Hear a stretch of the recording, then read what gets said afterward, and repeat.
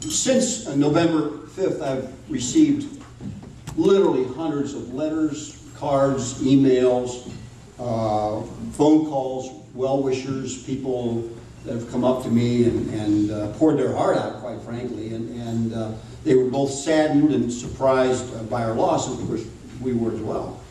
And the question they always ask is, what happened? Because I don't think anybody saw it coming. I know 3 weeks out we thought it was a lot. But we had 3,100 fewer voters than normal for a mayoral race. And when the vote total goes that low, anything can and will happen. So obviously that had an effect. The unions poured a lot of money in at the end with a lot of, I would characterize them as misleading ads. But that's part of politics, and I'm not trying to cry sour grapes, because that's just the nature of the beast. But they certainly had us targeted, and that was somewhat painful. And there was a certain amount of anti-incumbent sentiment out there.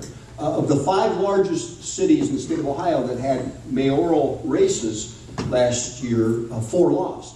So there was something going on that I certainly did not sense, but it was out there nonetheless.